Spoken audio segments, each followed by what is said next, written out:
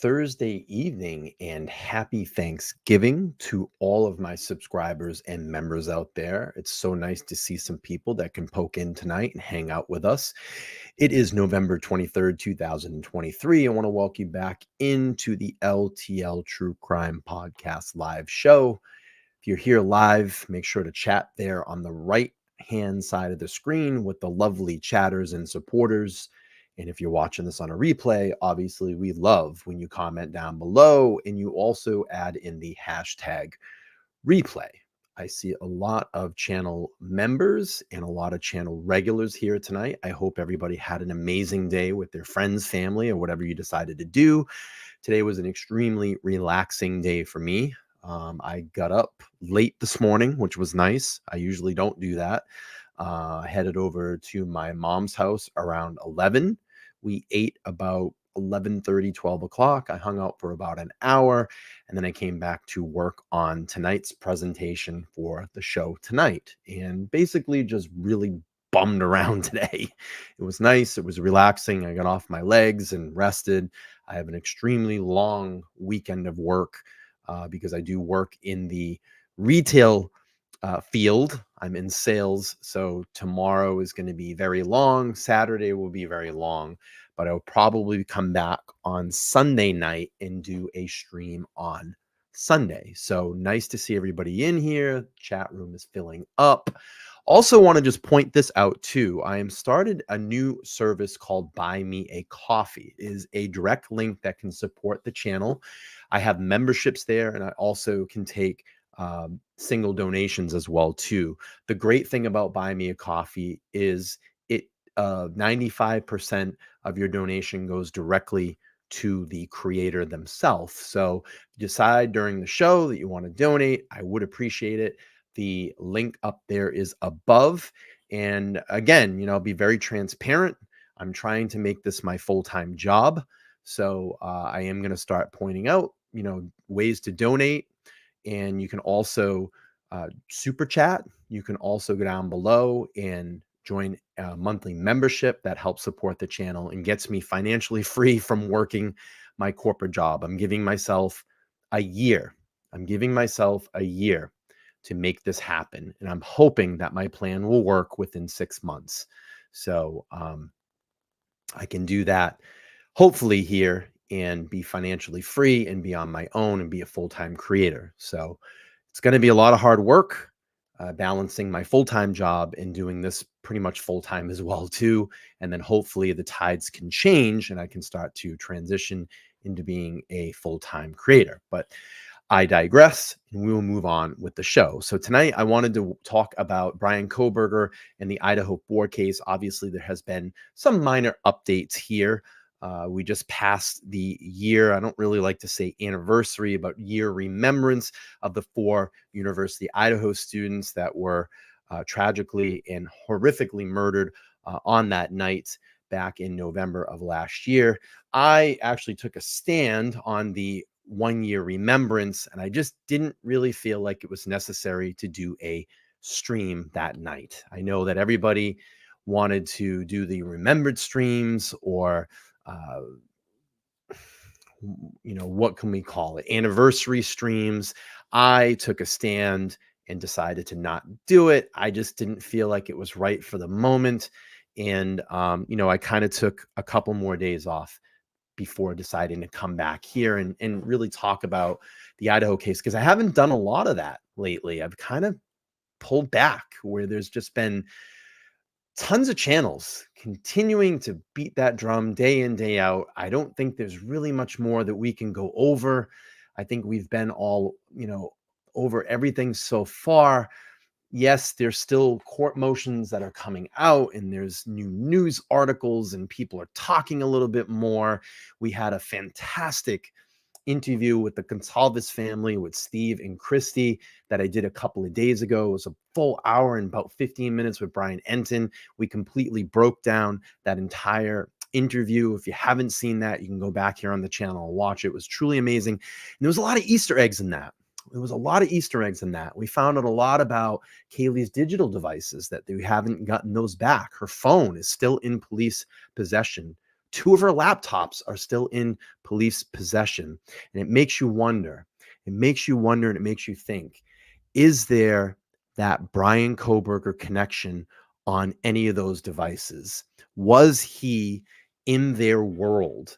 Is that the connection? And I know that we're waiting to get to day one of that trial and that opening statement. And my friends, I think there is going to be so much evidence that comes out in court that your mouth is going to drop and hit the ground.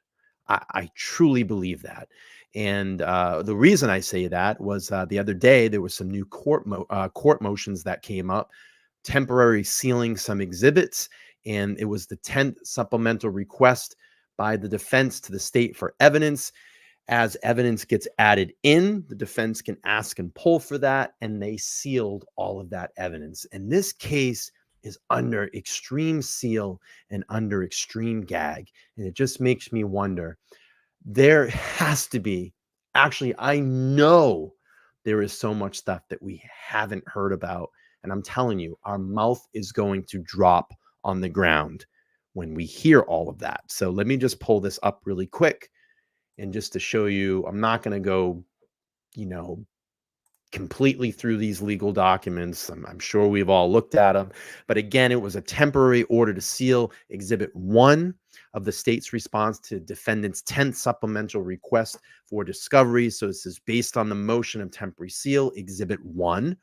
What is Exhibit 1 of the state's response to defendant's 10 supplemental requests for discovery filed herein? The court does hereby confirm the order of the Exhibit 1 and is confidential, exempt from disclosure, and are sealed pursuant to Idaho Court Administration Rule 32G1 for the reasons stated in the said motion until the hearing can be held on this matter. And that was signed on the 20th. And then we had another document that came through, which was pertaining to Exhibit 1.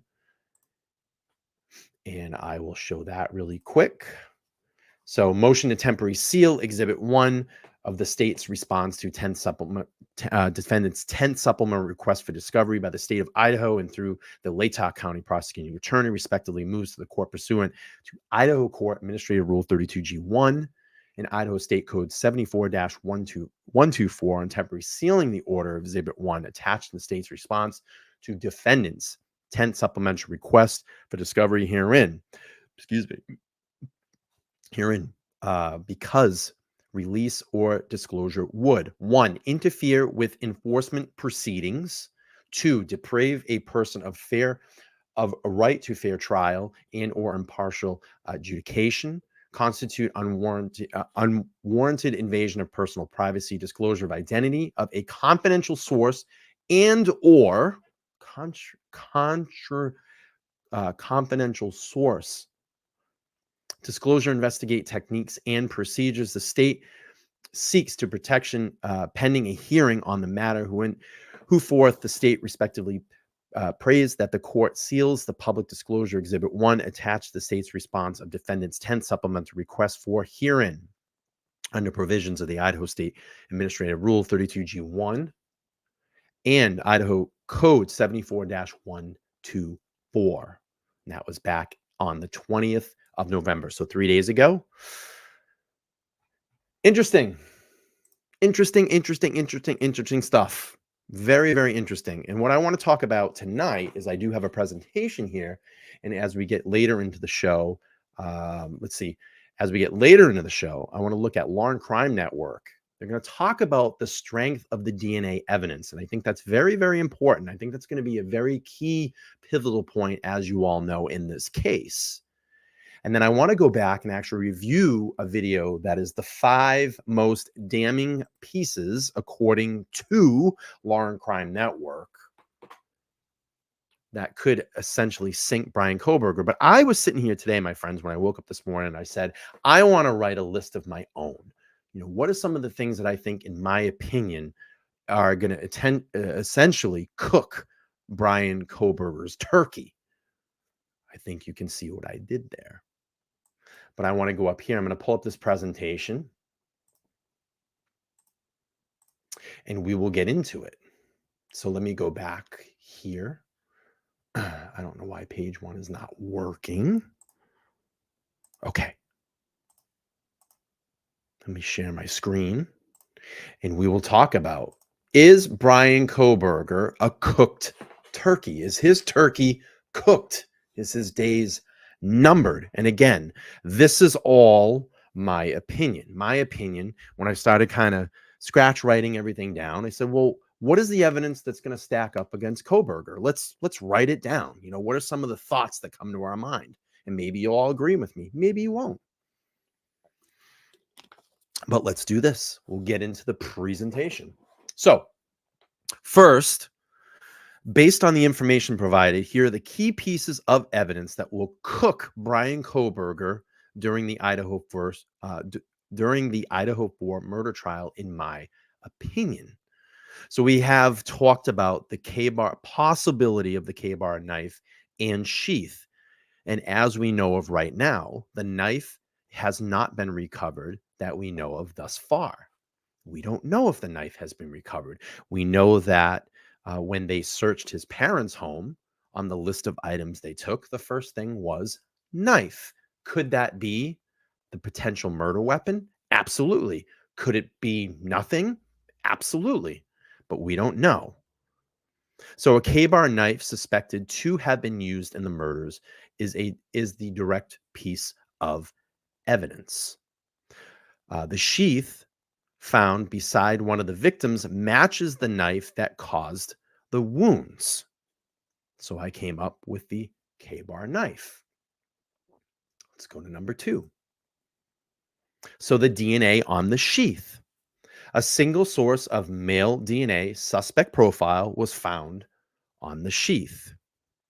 Kohberger's potential defense of someone stealing or finding his knife is countered by the fact that only a single source of male DNA was found on that sheath.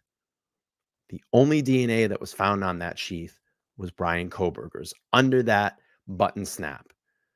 And I think that's going to be a hard case to defend against when you have a knife sheath that has Bryan Kohberger's DNA on it. It is on a bed with 2 dead victims. How did it get there? How did it get there? How did it get there? Okay, let's move on. And the DNA matched to Kohberger's father. The probable cause affidavit concludes with a DNA match to Kohberger's father, establishing a critical link to the suspect. To the suspect.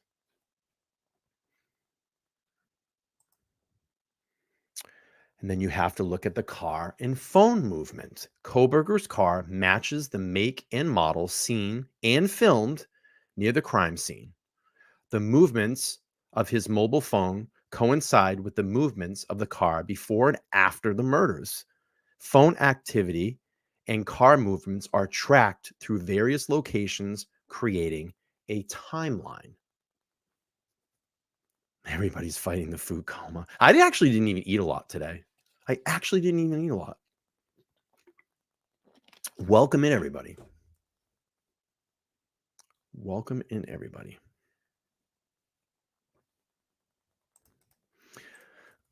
Welcome in. Okay, we're going to move on here. So this is what I wanted to talk about too. This is provided from Fox News Digital. And I wanted to go into this because someone goes, it wasn't filmed. Yeah, it was. The car was caught on that security camera, remember? So no license plate was obtained from the videos. Nevertheless, Kohberger's car not only matches the car make and model filmed near the scene, but it also coincides with the movement of his mobile phone before and after the murders. For instance, there is a sequence that occurs as the car is tracked leaving the scene and after Kohberger's phone had apparently been turned off. So we look at 4:48 a.m. on that night. Phone goes live again on State Highway 95 south of Moscow. Well, excuse me. 4:50 to 5:26 a.m. Phone travels south on Route 95 to Genesee, Idaho, then west to the north back towards Pullman. On 5:25 a.m., car on video at WSU 1300 Johnson Road, Pullman, in vicinity of suspect's home. On 5:27 a.m., car on video at WSU Stadium Way, vicinity of suspect's home. At 5:30 a.m., phone pings at Kohberger's home. And how conveniently, just before that, he's pinging all over the place, moving towards the King Road house, and then all of a sudden, for about an hour and a half to 2 hours, his phone completely goes down and it just stops. But then conveniently turns back on as he's heading back towards his way home. How does that happen? How does that happen? All right, let's move to the next slide if I can get this to work. Okay, so now we're going to look at the phone pings in proximity to crime scene. Kohberger's phone sent pings to nearby cell towers, indicating its proximity to the crime scene. His phone was in close proximity to the victim's house multiple times in the months leading up to the murders, especially late at night. So again, what we're looking at, as if you're coming into this stream just now, is I kind of jotted down some things today of, possible evidence that's going to cook Kohberger's turkey. I think you're getting my Thanksgiving Day pun, maybe. So we'll move on here. So then we have to look at the car and movement on that night of the murders. And this was, I believe, provided by Fox Digital, if I remember. So you look at August 21st, 2022. Bryan Kohberger's phone is picked up close to Moscow Murder House between 10:34 p.m. and 11:35 p.m. He makes 11 subsequent visits before November 13th murders. 1 second. Let me do a little bit of housekeeping here for a second. Bam. Okay. November 13, 2022, at 2:42 a.m., Kohberger's phone is picked up near his home in Pullman, Washington. At 2:47 a.m., phone begins to travel south through Pullman before going offline. So we talked about. At 4 a.m. and 4:20, between 4 a.m. and 4:20 a.m., Maddie Mogan, Kaylee, Xana, and Entin are murdered. At 4:48 a.m., Kohberger's phone pings again in Idaho State Highway 95, south of Moscow. At 5:30 a.m., the phone arrives back at Kohberger's home. At 9 a.m., Kohberger, and they mess it up here, he put Kohbgers, phone begins to move. At 9:32 a.m., phone is picked up near Moscow Murder House. That's very strange, too. We don't hear much about that anymore. We don't hear about that much anymore, about at 9:32 a.m. And I'll be curious to hear more about that. And then at 12:36 p.m., Kohberger drives past Kate's Cup of Joe coffee stand. And this is the one that I want to know about. I want to see what is on that security camera. What did he go in and buy? And we don't hear much about this anymore either. Kohberger visits Albertson's grocery store. Why did he go there? Why did he go there? What did he get? What did he buy? What was he doing there? I want to know. I want to know. We don't hear much about that. We don't hear much about that. All right, let's go back to here. So again, car movements on the night of the murders. So we'll move ahead. I get my thing to work here. Phone activity patterns. Kohberger would need to explain why his phone was regularly in the area 10 miles from his home in the middle of the night. His phone actively stopped in and around the area of King Road on the night of the murders for a brief period of time. So phone activity pattern. And then you have the eyewitness description. Dylan Mortenson's delayed call to the police is somewhat overlooked, but her description of Kohberger's height, physique and bushy eyebrows confirm him possibly confirm him to become a suspect. To become a suspect. We'll move on. The footprints matching suspect's path. Dylan description of the suspect's path matches a latent footprint discovered at the scene, potentially important evidence if matched to Kohberger. If it is matched to Kohberger. So we have the footprint. We know about the footprint. We've heard about the footprint right outside that door. Again, not something that potentially could be used in this case, but I thought this was interesting too. The Reddit postings on criminality. Kohberger's Reddit posting where he queried criminals on committing crimes, avoiding capture, and choosing victims could be possibly introduced as evidence suggesting a possible motive. So remember this. This was from that Reddit post. And if you haven't read it, research participation needed. Hi, my name is Brian. I'm inviting you to participate in a research project that seeks to understand how emotions and psychological traits influence decision making when committing a crime. In particular, this study seeks and understand the story behind your most recent criminal offenses, with an emphasis on your thoughts and feelings throughout your experience. In the event that most recent offenses was not one led to conviction, you may still participate. Additional surveys are included after an open-end section as to best understand your unique traits. The study should take about 15 to 20 minutes to fully complete.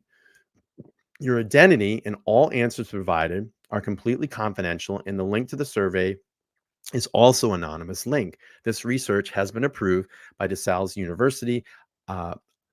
Excuse me.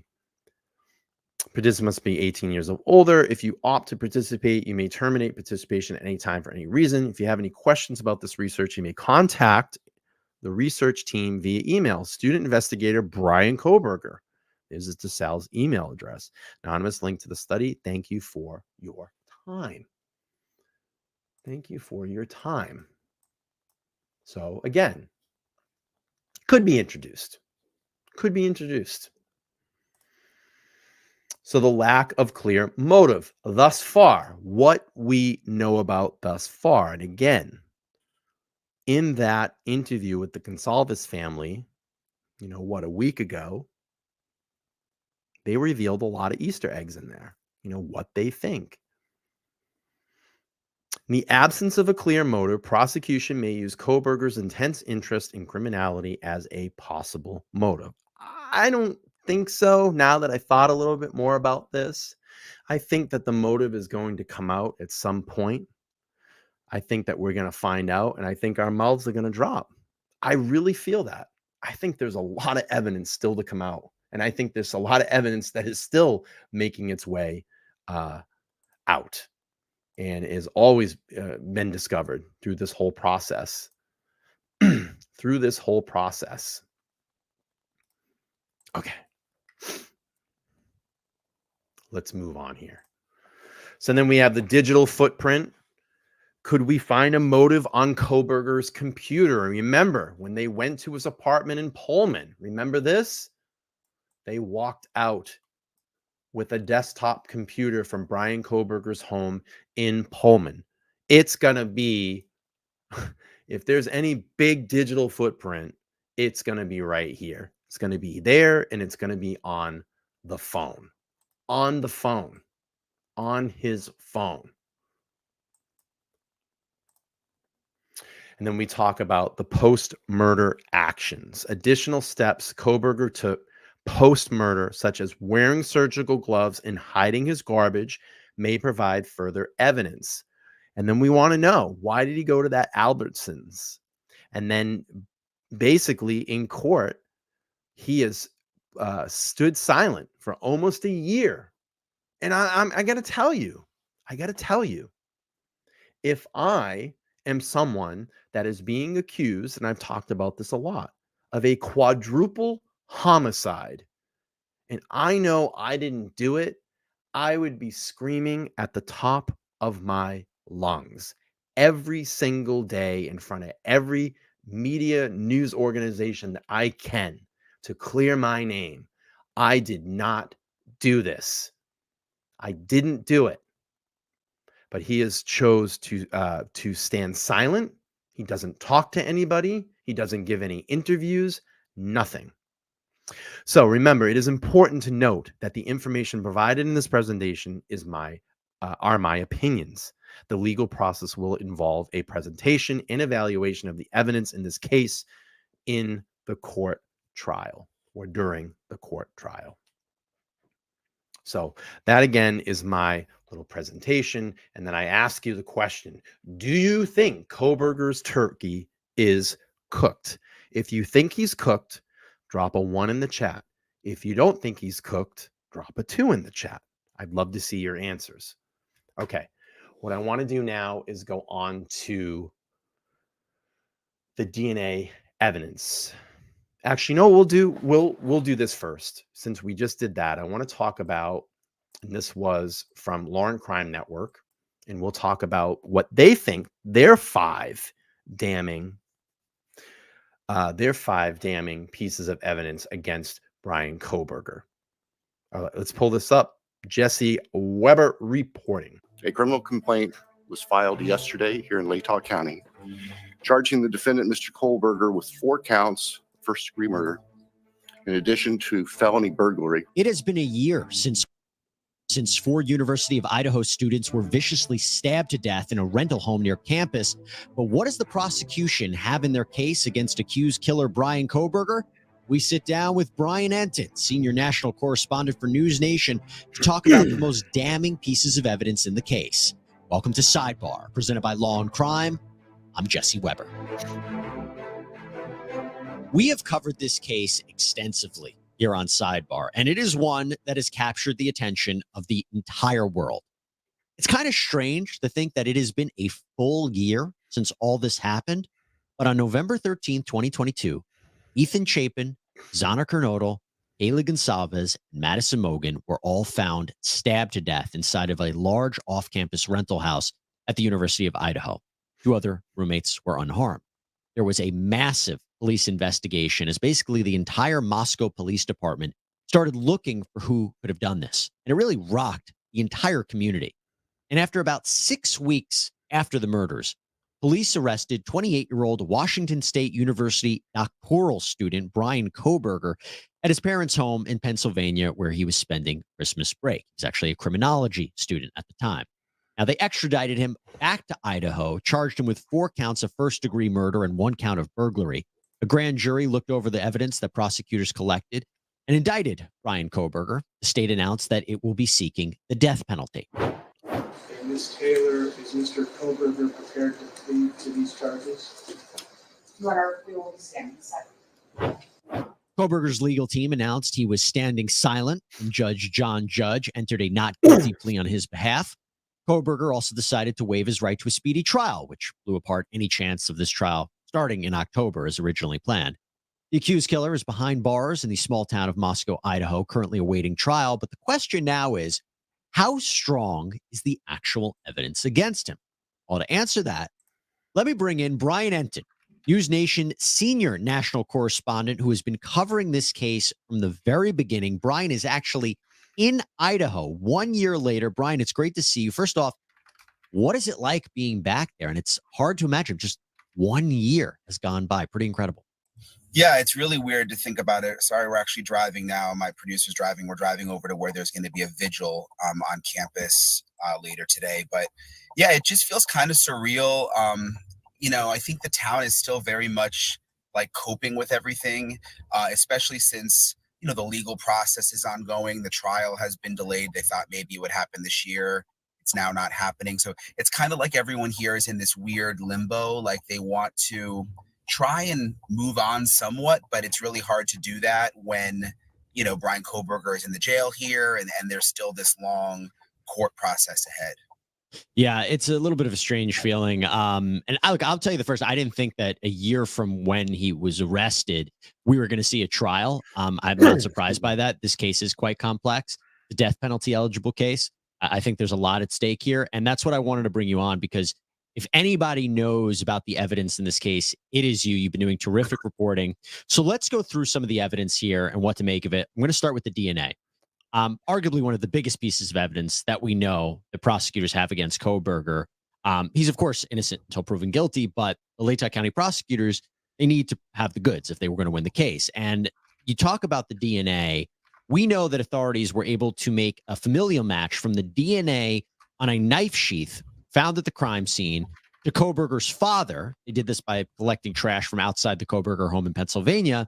And then after Kohberger was arrested, authorities took a cheek swab from him, and then the court documents reveal that the DNA recovered from the sheath is almost an identical match to Kohberger. But Brian, the defense has been saying not so fast, right? They're saying that there's been a lot of fighting between the prosecutors and the defense over what's called investigative genetic genealogy, or IgG. Yeah, it's a new science. It's really interesting. The IgG, the investigative genetic genealogy. We were actually just in Idaho like about a week ago for hearing about it. Hey there, everybody. I want to talk to you about something that I am. Yep. You might be crazy about it, but I'm not, because I'm not sponsored. So we're going to fast forward The ahead. judge has set a deadline of December 1st to get all of this DNA evidence in, to look at it, to see what can be used.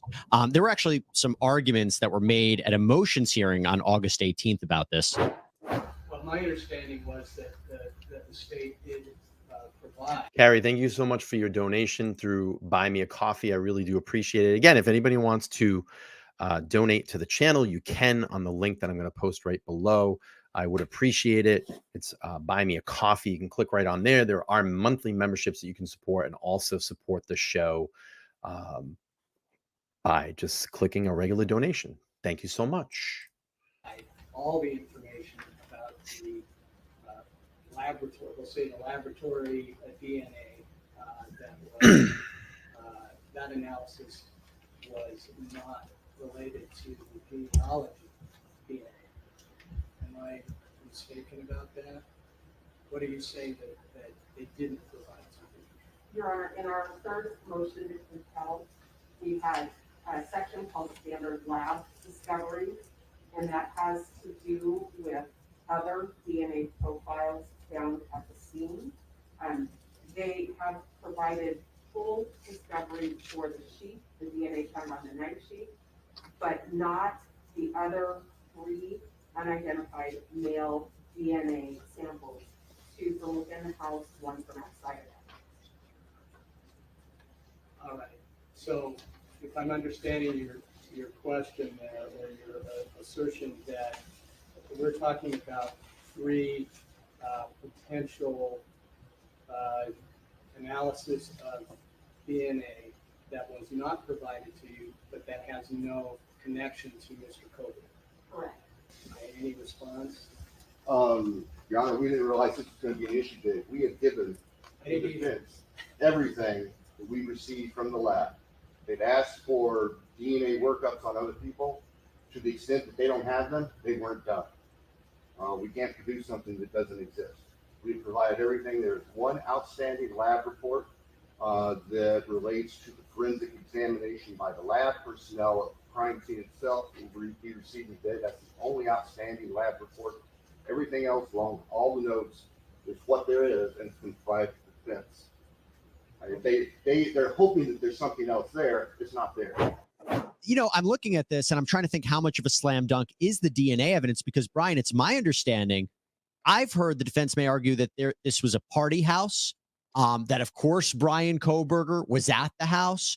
No wonder his DNA would be there. And it's possible there was other people's DNA maybe at that crime scene. Am I understanding that correctly? Yeah, absolutely. And we've known from the beginning that it's a party house, that a lot of people went in and out of the house. The neighbors told us that from the beginning. What we don't know is if Bryan Kohberger has ever been to that house before. There's so much with the gag order in the evidence that we don't know about at this point. And I think that something that could possibly come out at the trial if they can prove that Bryan Kohberger had been to that house before for parties or something. We have no reason to think that, but if that's the case, I think that could play into, for sure, the defense. I want to move on to the second, what I think is a huge piece of evidence. It's Bryan Kohberger's cell phone pinging. What are some of the key pieces that prosecutors are going to go hone in on here? Well, yeah, in the probable cause affidavit, it makes very clear that Kohberger's cell phone pinged multiple times near the crime scene around the time of the murders, and that then it went away and then came back. There's some speculation, like was he concerned that he left the knife sheath there, and that's why he went back? We don't know, but his cell phone definitely pinged in that area. And what's interesting is the cell phone, according to detectives, appears to have been turned off around the time of the actual murders, which, why would the phone be turned off right at that time? That's definitely something that the prosecution, highlighted in their probable cause affidavit. Kohberger's defense has said that Kohberger liked to go for basically like drives and joy rides and, would drive around in the night. Is that going to... There were many houses constantly in that area that had parties. I mean, there were so many people walking in and out of that area. People always coming and going. And that's why I laughed about they said the 3 unidentified male DNA that haven't been turned over or talked about. And I'm like, do you know how many people were in and out of that house? But the fact and the bottom line is this, and I always go back to it. Bryan Kohberger's DNA was on a knife sheath that was on the bed with 2 dead victims. How can you explain for that? Or how can you defend against it? They're going to have to defend and say how it got there. They're going to have to talk about how it got there. What is the explanation for it? And again, I go back to this. If I am someone that is being accused of a quadruple homicide, why am I not screaming at the top of my lungs saying, I did not do this. I did not do this. You are wrong. And yet he stands in silence and lets the judge put in his plea for him. And then when they ask for his alibi, extends it. And then the reason is, I was just driving around. My client likes to take long drives at night. Just driving around. I'm just driving around, hanging out. To be like a possible defense or alibi, we don't know, but that's something that his defense has said in filings. And let me amplify that a little bit. So you're right. I mean, they say then they look at the cell phone technology, which, by the way, in any case, defense attorneys will try to poke holes in how accurate is it. But what it seems to suggest is that he was pinged at his apartment in Pullman, Washington, just before 3 a.m. on the morning of the murders. The house is about 10, 15 minutes away from the King Road home. The phone, like you said, connection disappeared. Came on 2 hours later, which... thank you so much for the 15. I saw that dono come through the Buy Me a Coffee app. Thank you so much. I appreciate your support. It helps build this channel and get me financially free from my full-time job. Thank you so much. I appreciate it. Thank you. If anybody else wants to support the channel directly, you can. The link is posted at the top. You can buy me a coffee. Thank you. Like you said, it looks like maybe it was possible that he might have turned it off, but it comes on again at 5:30 a.m. I think it's also interesting because you look at his phone GPS and it pinged at or near that house at least 12 times before November 13th, which again, even if you go with that alibi that he was, he took late night drives, he drove around the area. It's only 10, 15 minutes away. Maybe he went to nearby bars. What was he doing? The doing? fact that he was near the home, I think, is peculiar. Yeah, will it come out that he was, like stalking the house, watching things there? Is that why he was driving by so many times before? I mean, we don't know that that's the reason, but they're very specific with the pings. And that's I mean, that was a big part of the probable cause affidavit. So, and the fact that the phone was turned off, and a lot of the defense attorneys, like the experts who I've interviewed over the last year, that's something that they always seem to like highlight, saying that's not good for defense. That they feel like that's one of the big issues with the defense. Why was the phone turned off at the exact times of the murders? Suspicious. I will tell you, it seems to me the only way they can prove that alibi would either be Kohberger testifying and saying this is what he did, he would drive around, or B, witnesses saying, yeah, I knew his habits.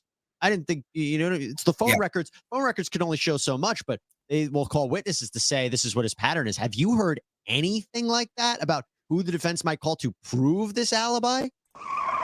No, and we've, in all of our reporting, I've never really come across anyone in Idaho or in Washington where he was going to school and where he was getting his PhD. There's no one saying they hung out with this guy. No one saying they hung out with this guy. Like, was his friend, or that hung out with him, or that went on drives with him, or that went out drinking. All the reports that have ever come out about this guy, everybody's been freaked out by him. They've all been creeped out by him. Just saying. Drinking with him, like, we've never come across anyone like that. It's always people who like, oh yeah, he was in my class and he was kind of odd. So, like, if there is a friend out there that can corroborate, that he likes to drive around and stuff, we haven't come across anyone like that. Let's move on to the third piece of major evidence against Bryan Kohberger, the car, where we know that just about, 2 weeks after the murders, police announced that they were looking for this white Hyundai Elantra. It was like one of the only pieces of information that they released during the early part of the investigation. Why is the car so important, Brian? Yeah, and that's all that they had to go on, at least with what they were telling the media for so long. So every day in the beginning, just coming out over and over again and saying, if you've seen the Elantra, basically it was spotted around the house. There's even some surveillance video of right near where the house is, where you can see the car driving by. And they say that they've, connected the Elantra to being at or near the crime scene at the time of the murders. Again, there's a lot we don't know because of the gag order and because so many of the documents are sealed. Like, it's so frustrating with the reporting because, by the way, to let everybody know, Carrie, my assistant and channel moderator, top moderator, she's the highest membership on the LTL True Crime podcast, huge supporter of the channel and my vision for the channel. Carrie and I have been working on something that is related to Idaho, and we're going to have some breaking news soon. So y'all going to have to pay attention. Hopefully in the next week or so, we will have it. And we will have it here as an exclusive on LTL True Crime Podcast. And you're just going to have to stay tuned to see what it is. So if you're not subscribed, make sure to subscribe and smash that like button. I would appreciate it. But we got some stuff coming for you. And we have some updates coming in the Chelsea Grim case soon. So hopefully we will get all that information within the next week. We're going to have, I just want to tell him, but I can't. I got to hold back. But we got some stuff coming soon. Good stuff. Read one paragraph and then the rest will be blacked out. So there's a lot we don't know, but from what I've read, it doesn't seem like they found any physical evidence inside the Elantra when they processed it. Again, that could just be blacked out. That could be part of the gag order. But we know that based on surveillance video, they did connect that car type good stuff coming. To being in and around the area of the house where the murders happened. Yeah, they say the car passed the home like 4 times between 3:29 a.m. and 4:04 a.m. They say that the car was speeding away 16 minutes after that time, so right around after the killings. And then you mentioned how they matched it up to him because a Washington State University officer spotted this white Hyundai Elantra in the parking lot of the apartment complex near campus. The car was registered to Kohberger. And then one of the pieces of evidence that I don't think people talk about enough, Brian, and correct me if I'm wrong, is that later on in the day of the killings, like in the afternoon, there's surveillance footage from an Albertsons where you see Bryan Kohberger exiting that car, the white Hyundai. I want to know what he did in Albertsons. We don't talk about this anymore. I want to know. Scott says, my gut tells me this guy could be very intelligent, malevolent, and murderous. Just a first impression and due to initial circumstantial evidence. Scott, I agree. 100%. Elantra. So the idea that he could come back and say, somebody else was driving my car, I don't know. Yeah, exactly. And the Albertsons trip is one of the big mysteries. Like, there's so many things with this case that I think are going to come out in trial that we still don't know. And that's one of the things. And even interviewing Kaylee Goncalves' parents a couple weeks ago, that's something that they're really interested in, because we don't know what police know about him going to that store, what he was buying. That's still like one of the things that everyone is really, really curious about. But yeah, it's going to be hard it's his. B, thank you so much for the coffee. I appreciate the support. I saw that come through. Thank you so much for supporting this stream. It really, really does help. Thank you so much. And if anybody wants to help, you can go up there top of my channel, support the channel. You can click on that pinged link and buy me a coffee. I also have on the memberships tab, you can click on the memberships tab and there's monthly memberships over there. I'm really going to start building this page up, and I may start dropping some exclusive content only on the Buy Me a Coffee website. Thank you so much. I appreciate it. That he has that kind of car. So it's going to be hard for him to really distance himself, I think, from the car. And you mentioned the police officer in Washington State spotting it in the parking lot. I'm also very curious, like the timeline behind the scenes. We still don't know, based on the genetic genealogy and what they were mapping out and tracing it down to Kohberger. It's still a little gray of like, did they know that they thought it was Kohberger at that time? Did the cop just happen to spot the car? Like, we still don't know a lot. I'm very curious what they knew and when, because covering it in real time, it was like, we know nothing. Then when the documents came out, we realized like they knew a lot, but we still don't know the exact timeline of what they knew and when. That's a great point. That's a great point, because we also know that Kohberger and his father, they were driving this white Hyundai Elantra from Washington to Pennsylvania in the weeks before his arrest. Kohberger's pulled over twice by law enforcement for speeding and tailgating. Here's a sample of that. Hello. How you doing? How y'all doing today? Good. Take a look at your driver's license real quick if I could. See, he's right up on that van, man. He's right up on the back end of that van. Why is it every time I look at this video that his dad has that horrific look in his eye as well? I want to know what dear old Brian and his dad talked about on that long 3,000-mile journey from the West Coast to the East Coast. What did they talk about on that trip? Makes me wonder, makes me think. But I think both of them, in my opinion, when they pull up in that body cam there, they look like they're both shitting their pants. Shitting their pants sideways.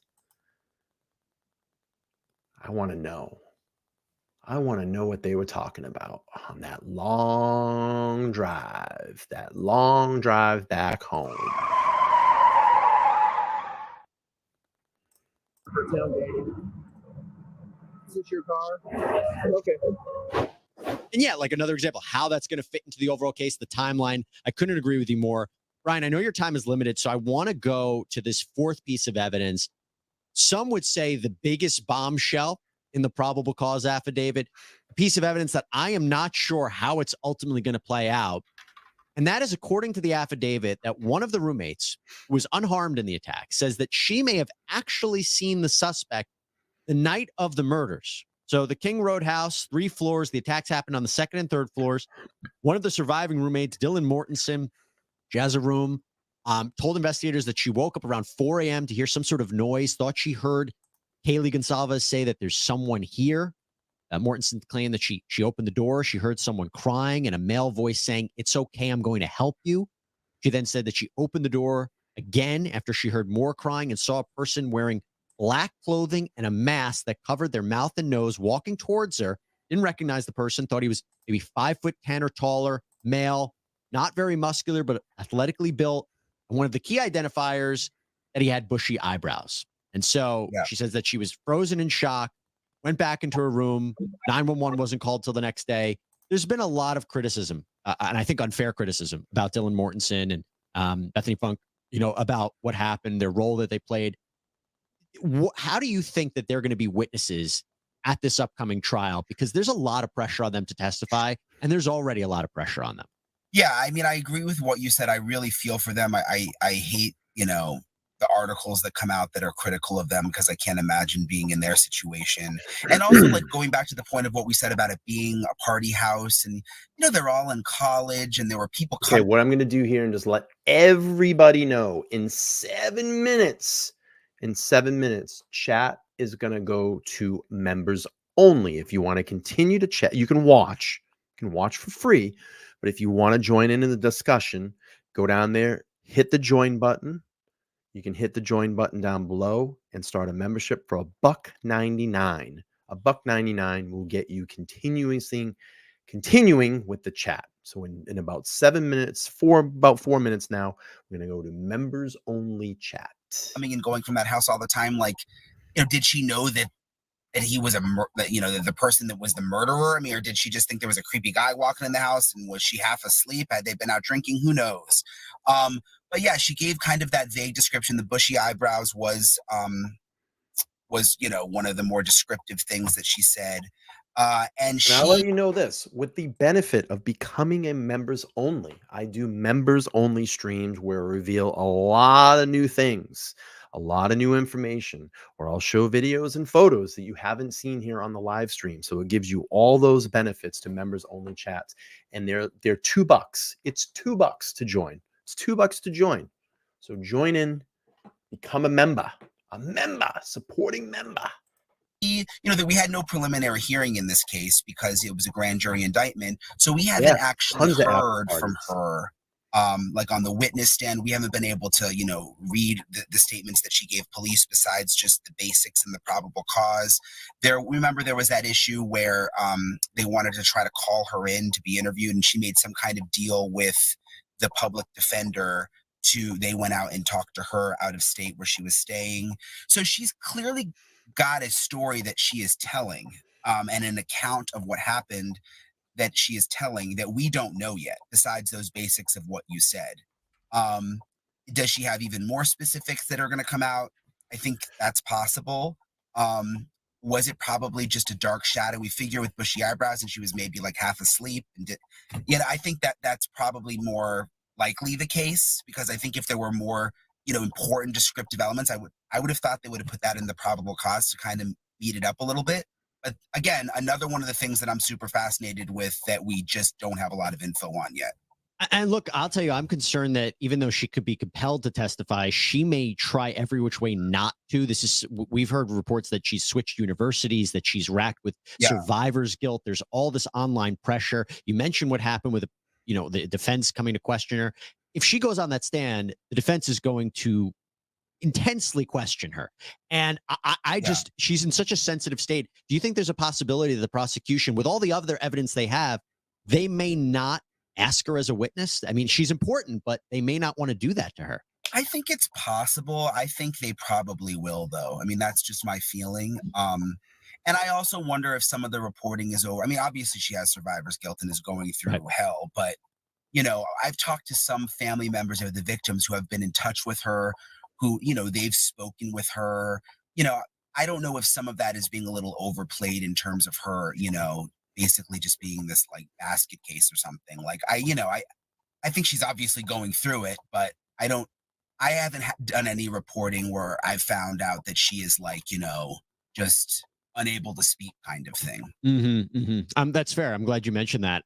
Brian, before we let you go, these were, like, I would say 4 of the biggest pieces of evidence against Bryan Kohberger. How much more do you think they have against him, prosecutors, that we just don't know about yet? You touched upon it a little bit, but is there something from their searches of his property or his belongings that you think we don't know about yet that could play a critical role in the upcoming trial?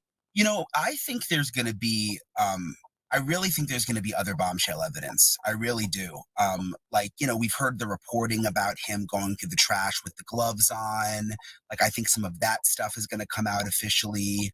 I just think there's a lot of like, I think they laid out the basics and there's going to be a lot of detail. And I think back to even like the Vallow trial, there were like a few bombshells that came out there that had never surfaced until the trial. Like, I really think that's going to happen in this case. And I also think we're going to see bombshells from the defense. I mean, I think, you know, he's got a very capable attorney. I mean, I go to almost every hearing. She's a smart woman, you know, she's not like, I mean, they're, you know, they're coming up with things too, I think, behind the scenes.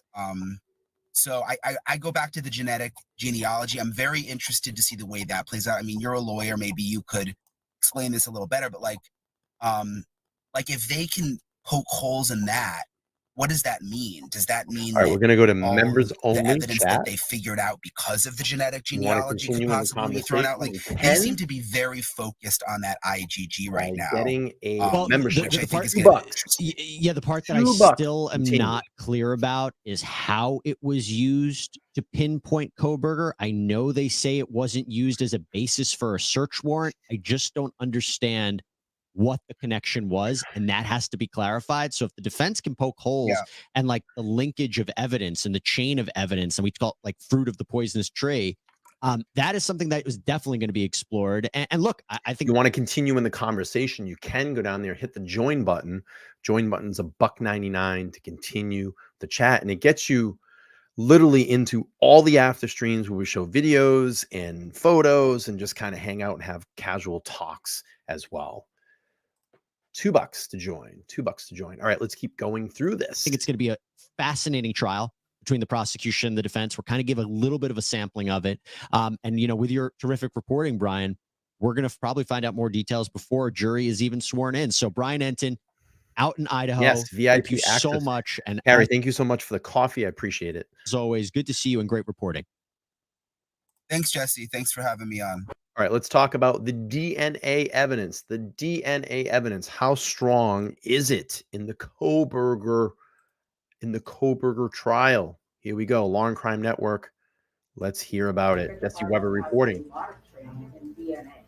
She does a lot of teaching on DNA as well. It's not a simple little process, and they'll describe what kinds of materials we should have in discovery.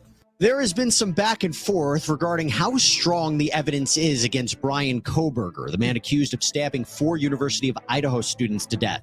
It's time to debate it with criminal defense attorney Andrea Burkhardt. Welcome to Sidebar, presented by Law and Crime. I'm Jesse Weber. Bryan Kohberger, Washington State University grad student accused of murdering 4 University of Idaho students. Is he going to be found guilty? An interesting question. Now, if we go back on November 13th, 2022, Ethan Chapin, Zahner Kernodle, Kaylee Goncalves, Madison Mogan, they were all found stabbed to death inside of a large off-campus rental house at the University of Idaho. There was a massive police investigation as basically the entire Moscow Police Department started looking for who did this. And after about 6 weeks after the murders, police arrested 28-year-old Washington State University doctoral student Bryan Kohberger at his parents' home in Pennsylvania, where he was spending Christmas break. They extradited him back to Idaho, charged him with 4 counts of first-degree murder, 1 count of burglary. Grand jury indicted him. They looked through all the evidence, and the state announced that it will seek the death penalty against Kohberger. And while the trial date hasn't been set, and we are moving towards an actual trial, closer to it now than we were. In fact, we did learn that the judge overseeing this case has now ordered that court proceedings will be live streamed on the court's YouTube channel. So while the media won't be operating the camera or taking photographs, YouTube channel, it was Judge's YouTube channel, which I thought was a little weird, and I hope it doesn't end up on Judge's YouTube channel. It is a little weird. You know, it is a little weird. It should just be a straight court channel, but we'll see what happens. We, the public, will still fixed. see this trial and have access to the proceedings. It's just under the control of the court. So with all of that, and we will presumably see all the All right, witnesses and Phil, thank you exhibits so and so much for forth, becoming a member. how strong is the Appreciate you. evidence against Bryan Kohberger? Well, I will tell you, in my opinion, Rookie Detective, I welcome think to this Rookie is a Detective. great case for prosecutors. I've thought that for a while. My next guest, though, We need cameras in that courtroom. We need cameras in that courtroom. We need transparency in this case. I don't even care if it's a fixed camera in that courtroom, not pointing on anywhere near the witnesses, if that's going to make them more comfortable to be a more prepared, comfortable witness. Because the two most important people, in my view, are the two surviving members in that house. And if they need to be comfortable, then we need to make the accommodations. Or I don't, but the court needs to make those accommodations. Fixed camera, I don't care where it is, doesn't zoom in, doesn't zoom out, complete transparency. We have every single idea of what's going on inside that courtroom. And if the witness doesn't want to be videotaped, turn off the camera or point it in a different direction and play the sound so we can hear everything. And those damn microphones on those damn cameras better be working properly, because I'm tired of hearing this.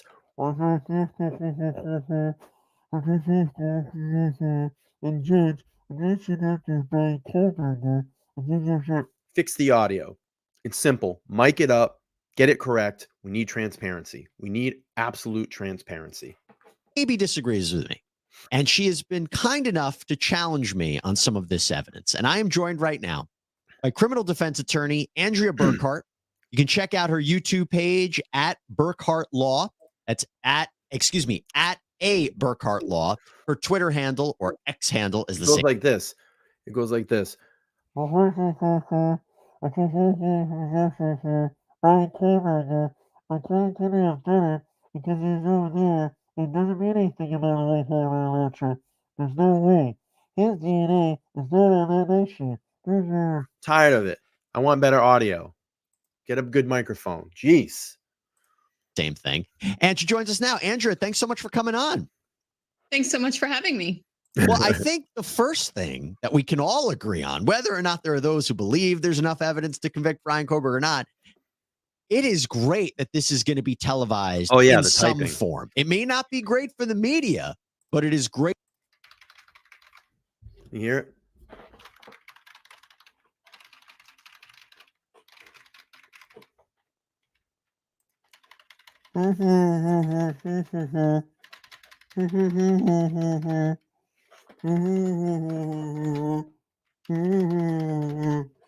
Oh my God. It's terrible. Terrible, terrible, terrible. Great for the public in general that we are going to have some transparency and see these proceedings, right? 100%. Transparency in the court process is so essential, not just for folks to understand what is happening and why, but to be able to evaluate whether it's working correctly. It's an important feature of our democratic government that the public be informed. So the fact that the judge recognizes the need for the public to see this trial for themselves is very heartening to me. I was nervous that we were going to have a Lori Vallow Daybell situation where, in that case, in Idaho, it was just audio only. I felt we lost something. That's you can't see Lori the witnesses. Daybell. You can't see What the is reaction. that sketch? What the fuck is that sketch? That looks like a man. That is a man. That's supposed to be Lori Daybell. Who is the sketch artist that did that? That is a man. That is a man with a wig on. That doesn't look like Lori Daybell. Look at that. It literally looks like a man. Cover the hair up. It looks like a man. But listen, we got something, and something is better than nothing. But yes, as of right now, hopefully the court has a good courtroom operator and we can get all the different views. Hey there, everybody. So I want to talk. You might be sponsored by it, but I'm not sponsored by it. All right, let's keep fast forwarding here. But if that particular product wants to sponsor me, absolutely reach out to me and we'll work out a deal. Ching. The strongest piece of evidence, the DNA. And there has been some discussion recently if the DNA evidence alone would be enough to convict Bryan Kohberger. I am of the opinion that it could certainly be enough. Now, I want to give a little background about it. So we know that authorities were able to make a familial match from the DNA on a knife sheath found at the crime scene to Kohberger's father. And they did this by collecting trash from outside the Kohberger home in Pennsylvania. And then after Kohberger was arrested, authorities took a cheek swab from him, and court documents reveal that the DNA recovered from the sheath is an almost identical match to Kohberger. What do you think, Andrea? Yeah, so the DNA evidence, you've described it as strong. I would describe it as really the linchpin of the state's case, because if this DNA evidence does not stand, in my opinion, the case does not stand. So it's really the only hope that they have to get a conviction here.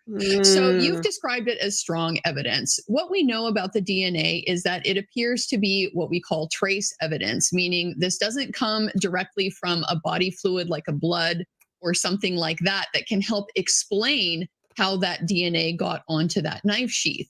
Instead, it is simply a small amount of what is likely DNA associated with skin cells, or sometimes there's not even any cellular material at all. It's simply free-floating DNA. And if you want to become a participant in the chat, you can. Just go down there, smash that join button. $1.99 will get you into that. And then you get all access to all the after shows, all my exclusive photos and video that I release. You can get firsthand look, and you can hang out with us when we do our after shows. All right, let's keep playing through here. $1.99 will get you there. $1.99. That's it. And so what we know now is that this type of DNA is very easily transferred, not just from person to object, but from person to person, person to person to object, person to person to. It's fine. And I understand this, and I get all that. Okay. I understand all that, but there's still, I need you all to wake up. I need you all to wake up and listen to me here. Let's get it down. Listen, they're still going to have to explain how that sheath with Bryan Kohberger's DNA got on that bed with two dead girls.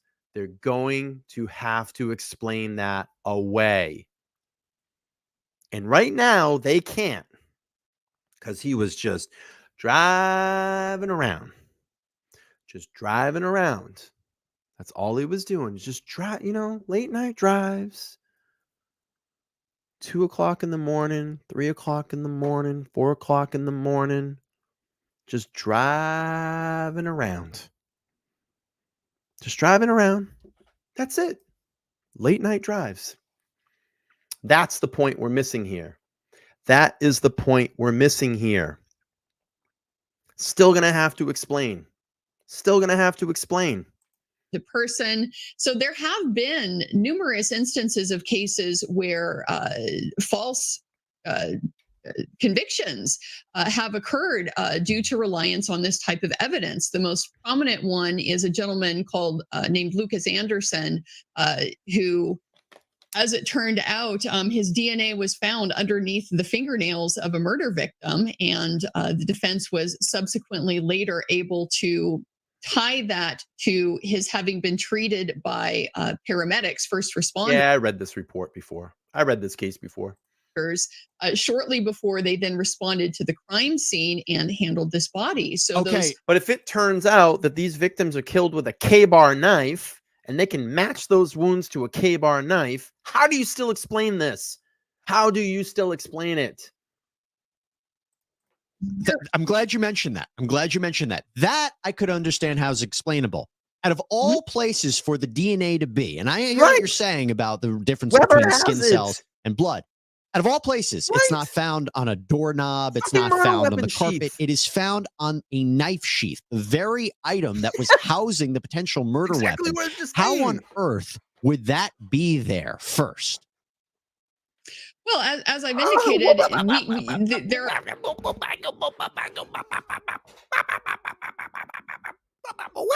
Let's go back. Let's hear.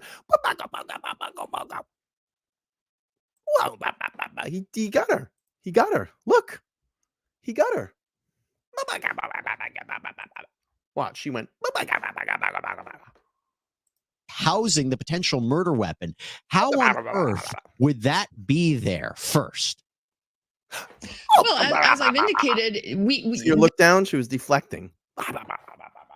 She can't explain it. Weber's got her.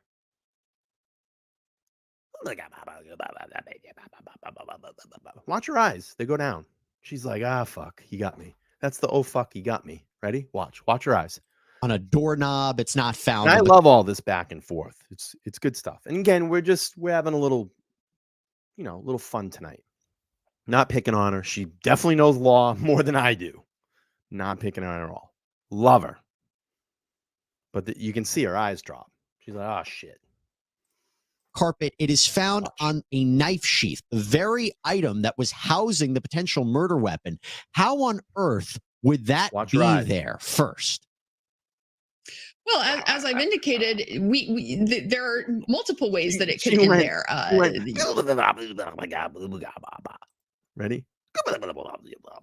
I'll shut up this time. Ready? Watch. Murder weapon. How on earth would that be there first? Well, as I've indicated, there are multiple ways that it can end there. It could be direct touch, but it's not required to be direct touch. It could be somebody shook Bryan Kohberger's hand the night before and then touched this knife blade. That type of thing has been established to lead to the transfer of a trace DNA like this. It can simply be talking, having a conversation in a room. Not sounds like Ann Taylor right now. Anything at all, your DNA can end up in measurable amounts on items like this. And part of that is because the technology itself is so sensitive now that we can pick up minute traces of DNA beyond the amounts that you would expect to have from, again, something like blood or a direct deposit like that. But that would mean he would have to have had some sort of connection to the victims, to someone in that house, someone who have touched that knife sheath. That knife sheath, by all accounts, wasn't there before those kids went to bed that night. It was placed there. Where else would it have come from? Someone would have had to touch it. So in other words, if it wasn't Bryan Kohberger, then it was the real killer who had touched Bryan Kohberger, or it might have been one of the victims who had shook Bryan Kohberger's hand and then touched that knife sheath. It seems to me that's where it's the location of where the DNA is. And by the way, just to be clear, the court has indicated, the court filing, when they were matched the cheek swab to that DNA, that it is at least 5.37 octillion times more likely that Bryan Kohberger is the source rather than some random person. And as we heard, that is the distance from here to Earth. What was it? From here to Earth, from Earth to Jupiter, 5 times over? Was that what it was? Was it 5 times or just 1 time? From here to Jupiter, 5 times over, right? 5 times? So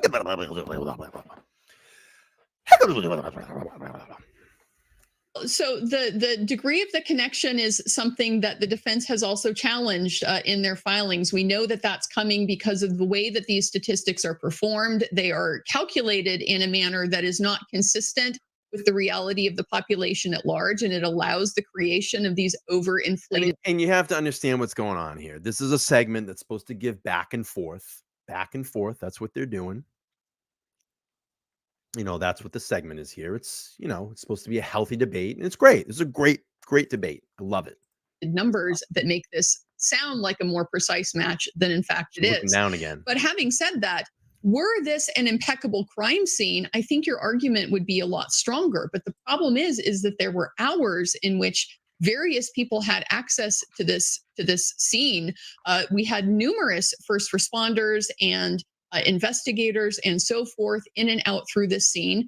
So any one of those people is a potential source of transfer DNA. Any one of those people could have potentially been the reason why Bryan Kohberger's DNA ended up on this knife sheath and nowhere else in the residence. Here's the thing. If they had Bryan Kohberger in custody and they were interrogating him and they had police had some sort of connection to him and then go to the crime scene, I could say to you, Andrea, you're making a good point. He was a complete stranger. There's no evidence that I have seen so far. Maybe something will come out that he had partied at that house before, that he had been at that house, that he had some kind of contact with any of these people, didn't have contact with law enforcement. His DNA came out of nowhere. And that's the part that I just can't get past. And I'll leave it back to you on that, because I Cheeks clenching. Always clenching those cheeks. would agree with you if he had some sort of connection to either people who were processing the crime Grinding his scene, teeth. if his DNA was in the or his materials, genetic material was somehow in the possession of law enforcement beforehand, or if he had some connection with the victims or the people in that house, I'd agree, but it seems too limited there. Well, I think some of that does cut both ways. As you pointed out, the defense has indicated in their court filings there is no evidence of any connection between Bryan Kohberger and these victims, which is a circumstance you would expect from. But we don't know that yet. We don't know that yet. We don't know that yet. There could be a connection, but we don't know it yet. But we're going to find out. We're going to find out in trial if this goes to trial. From a killing like this, if it's a targeted type of killing. We but don't know yet. That Scott, aside, but we he do could've. know that Bryan Kohberger had at least some We knowledge. do know this. In August, all the way up until the time of the murders, he was at that house in and around that area 11 times. 11 times in and around that area of King Road residence before these murders happened. Contacts with law enforcement, because we know that he had applied for an internship with the Washington State He makes a University great point. Police. Again, okay, if the DNA is transferred from someone else, then where is their DNA? Why isn't their DNA all over? Why isn't their DNA all over that knife sheath? Huh? Why is it only a single source of DNA? And then once we got the DNA from his dad, we got that cheek swab from Bryan Kohberger. Kazam, kazam, kazam, kazam. It matched. It matched. If this was bought at a store or a swap meet, it was brought back into that residence, and let's say Bryan Kohberger earlier, a couple days before that, or even a day before that, was at a swap meet and touched that knife, then why wouldn't, this is a great point, why isn't there 3 or 4 hands on it? Well, let's say it was an Army-Navy store, and we know there's plenty of them around there because I found multiple Army-Navy stores in and around that area. Why isn't any other DNA on there? Because Kohberger is the only DNA on that knife sheath.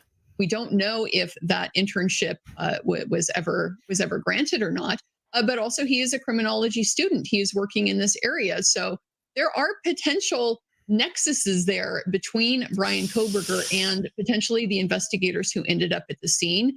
But again, because this evidence can be so easily transferred, it doesn't require that Bryan Kohberger directly contacted any one of the victims for his DNA to end up at the scene. He could have simply been out at a bar the night before on a Saturday night in a college town where some of the other college students would have been present. That is enough and has been demonstrated to be enough for this type of thing to take place. So I think what you're going to see in this case is that certainly the DNA evidence is a strong piece of evidence for the state, and it's what they're going to rely on. But they're going to have to show how the absence of other circumstances that we would expect to be present if Bryan Kohberger were the killer, how that can be reconciled with their theory of how this killing transpired. The complete absence of victim DNA from his car, from his home. As of right now, we don't know. We don't know yet. So Rogue makes a good point. It's called touch DNA because you have to touch it to leave the DNA. So he had to have touched that knife sheath in some way. Because what are you going to do? This is where we have to start logically thinking here, people. Okay, let's really think about this. Now, I could touch a bottle like this, okay? And then I could pass it to my friend, and then they could pass it to their friend. And our DNA is most likely going to trace down on that bottle. So it could be just my DNA on there. It could be my friend's, whatever. Or by the time that bottle gets passed, it could be all 3 of ours on here. Here's the thing that I say that squashes that whole argument, okay? If it's touch, I touch it, hand it to my friend, hand it to their friend, and then they do a swab, and there's 3 of our DNA. Sure, okay? Could be that, because we're just gripping this bottle. Here's the thing that I have to squash that. This was so precise where this DNA was found. It was under a knife snap, which means that your fingernail or finger had to go under that snap in that little crevice of that button, and it had to actually scrape your skin cells to get inside that button. What did you think? That the person, let's just say Kohberger did touch this person. So this person touched his hand, held his hand in some fucking paper bag or plastic bag to seal off all the other things that they're going to touch that day, and then specifically go to that knife sheath button and go, that's where I'm going to touch it.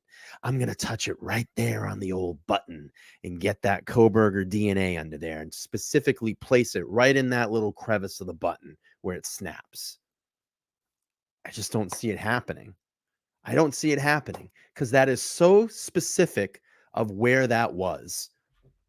It's like a button on a button-up coat, a snap button coat.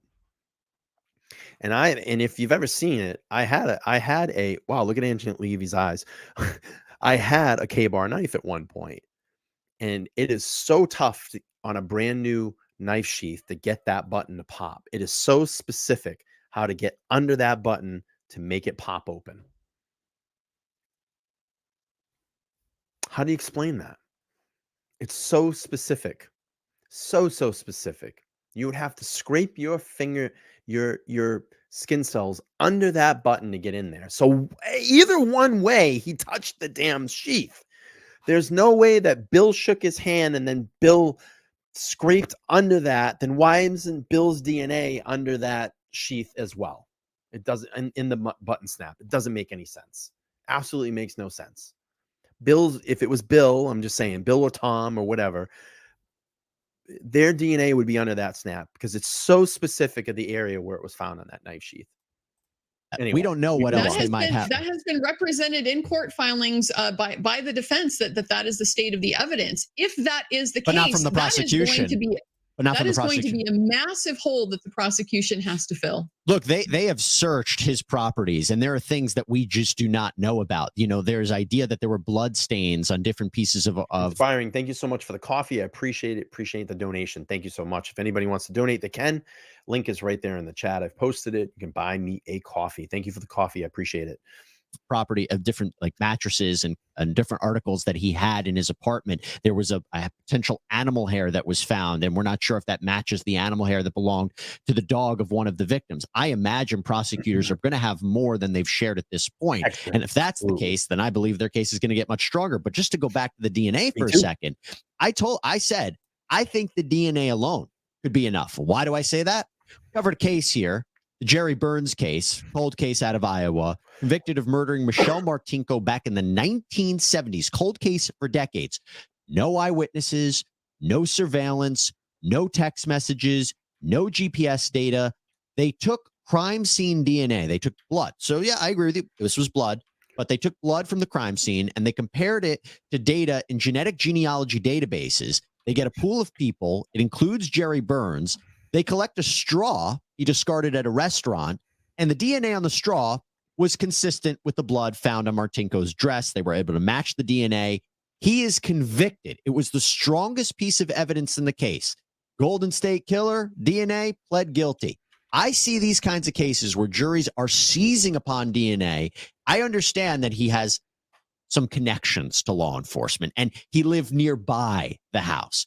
But other than that, it doesn't seem to me a jury is going to accept that there's some other alternative explanation. As of right now, if you can provide some alternative explanation for why his DNA would be not only in the house, but on the knife sheath, that feels like smoking gun, a slam dunk in this case. You can disagree with me.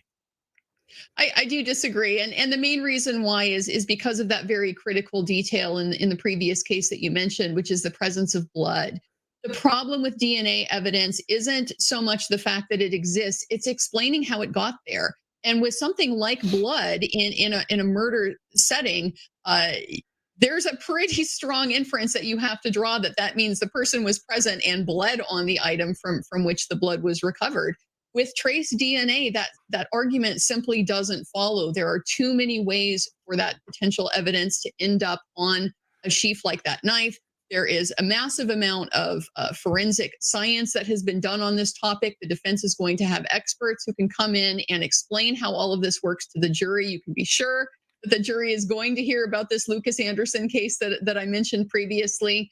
This is simply not the weight of evidence that something like a blood sample is going to give the state. And so because of that, it's all the more important that the surrounding circumstances strongly corroborate the state's theory of how these killings occurred.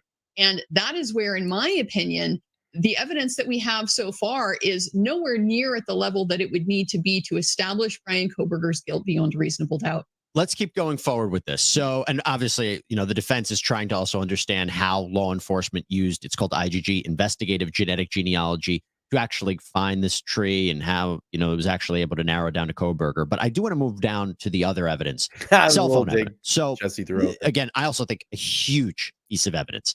So, on the night of the murders at 2:42 a.m., Bryan Kohberger's phone is connecting to a tower that covers his apartment in the Pullman, Washington area.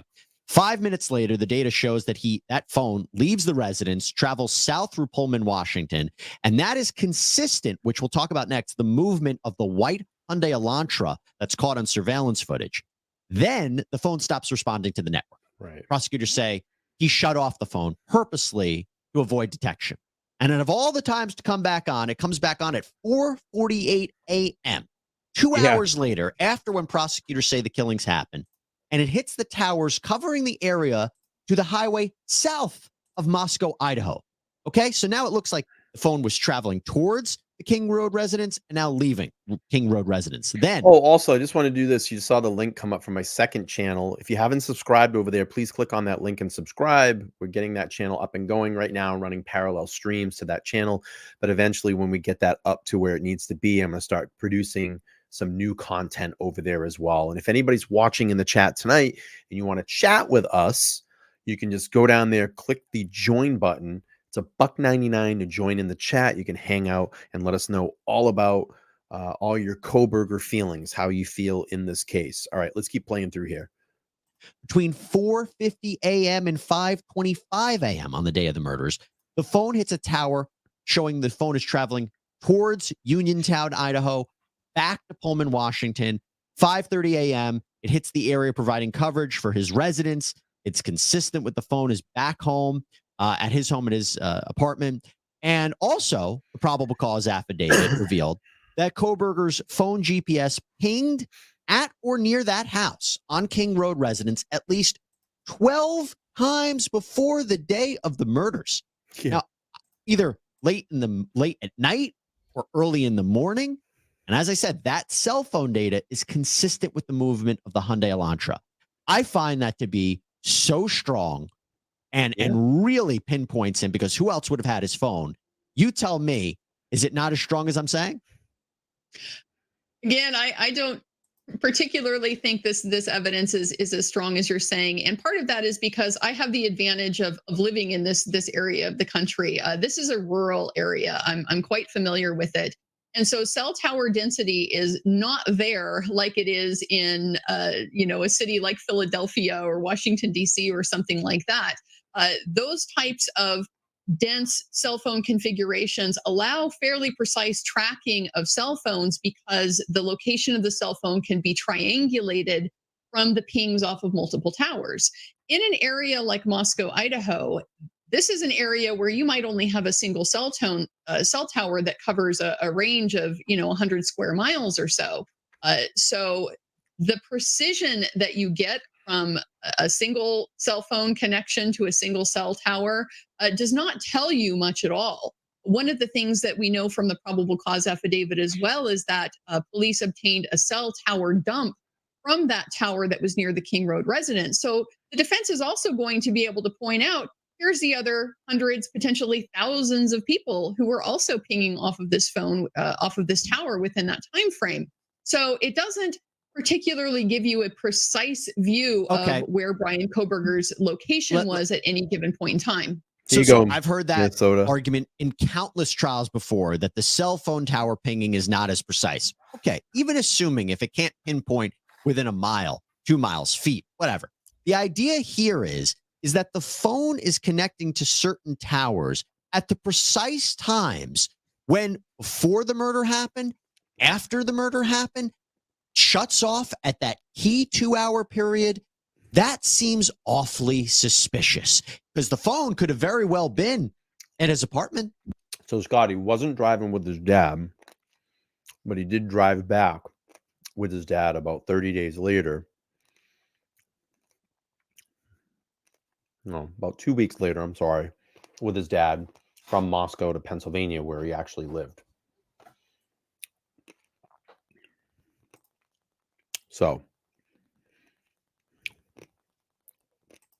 The entire time, if it was at the phone, it wouldn't. If it was at the apartment, it would have been pinging. So we have to accept. Coffee. I appreciate Okay, that. he had his phone, Thanks for and the he was support. driving around, seemingly in the direction and away from the direction, generally speaking, of where the murders happened, and then it shuts off at that key point. It feels, even if we can't pinpoint exactly where he is, where it's connecting, when it's shutting off, generally, that is awfully circumstantial and suspicious.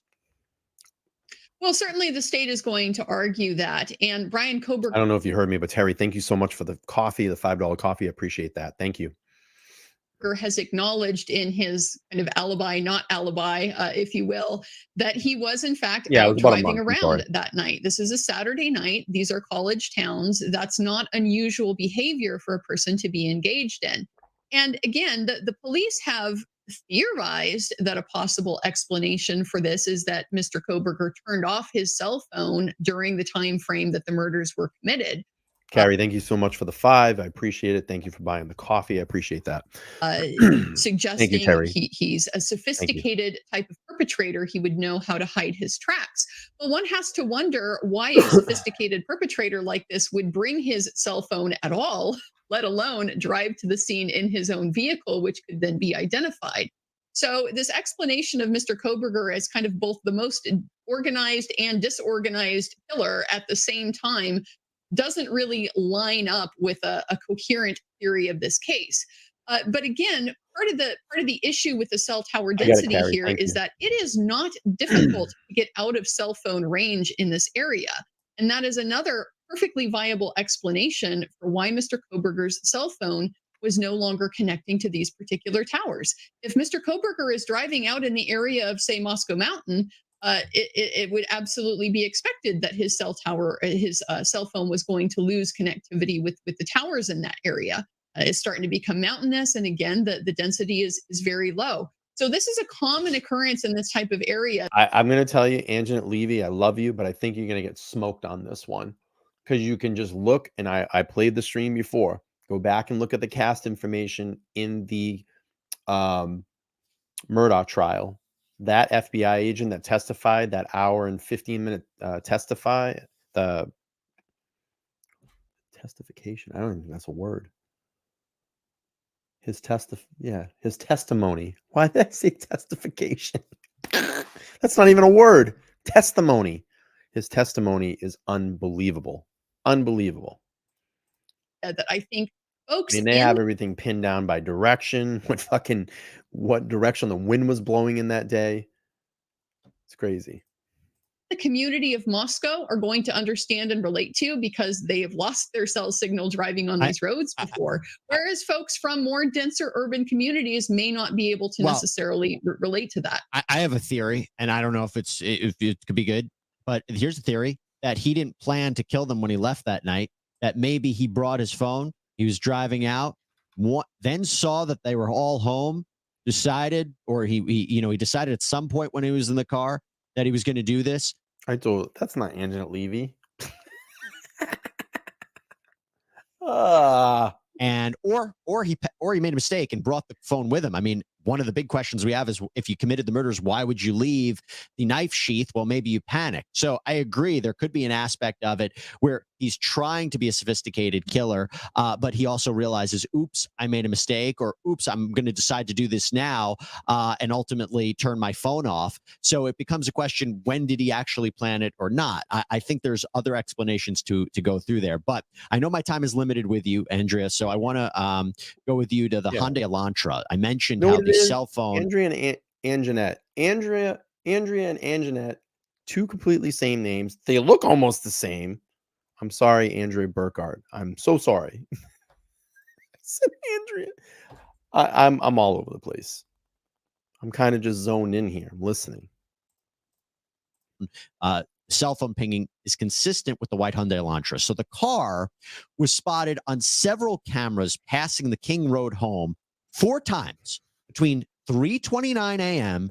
and 4:04 a.m. on the night of the killings. And then it speeds away 16 minutes later.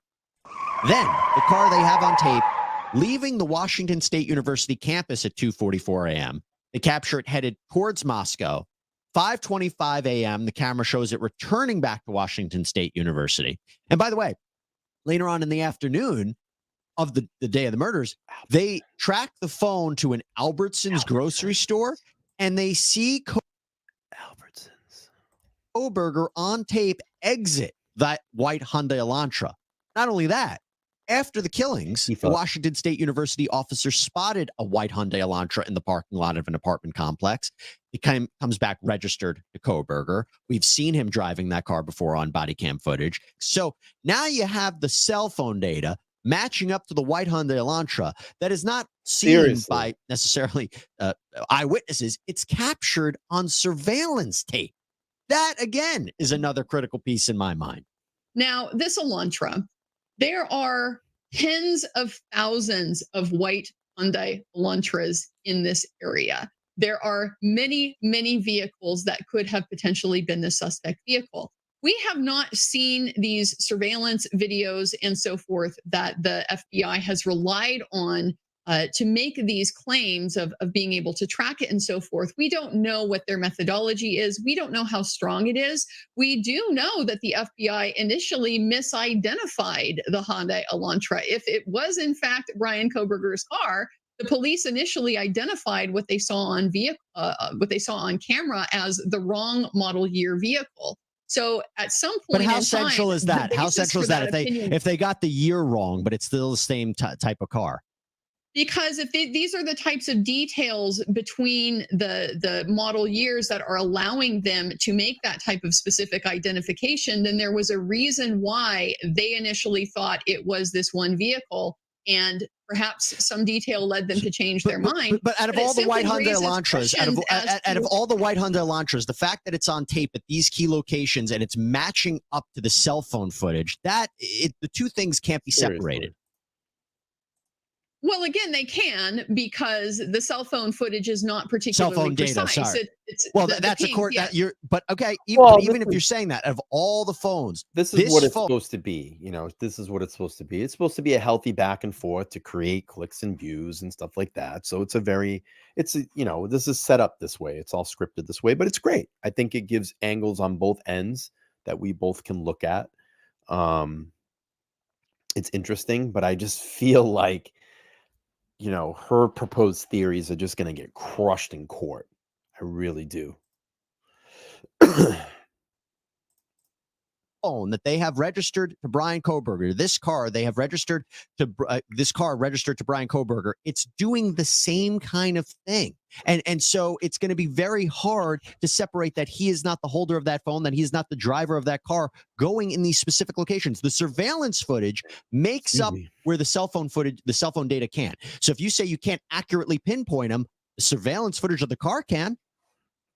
Surveillance footage of the car approximately 50 miles south in Clarkston, Washington, in an Albertsons parking lot can certainly corroborate his location there at that particular point in time. But that car is not traced on video in an uninterrupted fashion back to the King Road killings.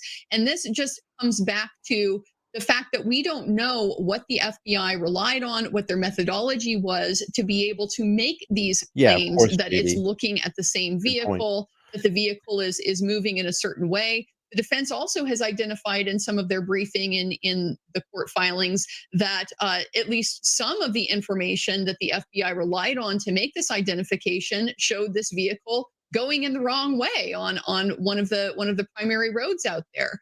So Okay, until we see but the these idea, details, but we the idea really of the aren't car, going to know how the idea of the strong car, the state's but the idea of, evidence is. but But Andrea, the the state idea of the car on 4 times going past that house at 3:29 a.m., 4:04 a.m., and then speeding away 16 Thank minutes you. later, is that we're just not going to believe what the footage shows? what the footage shows is potentially Of something course. associated with No, this is what I say is like everybody just, this is what everybody's gone over for a friggin' year here, because they heard, 5% of what we know about this case. I mean, everything is under gag. I'm telling you, the day if this goes to court, your mouth is going to drop on the ground. I'm telling you, you're going to hear everything. Every single thing is going to come out. You don't think, let's logically put this together, everybody. My subscribers and my members here. Let's really think about this. You don't think that the prosecution would do you think that the prosecution would just roll out a death penalty? You're going to take someone's life if you didn't have the goods on them? You think that they're just going to roll in with what they have here? You're kidding yourself. There's so much more that's going to come out. There's so much more. I think there's going to be a huge digital footprint. I think you're going to find out this guy was in and around that house multiple times.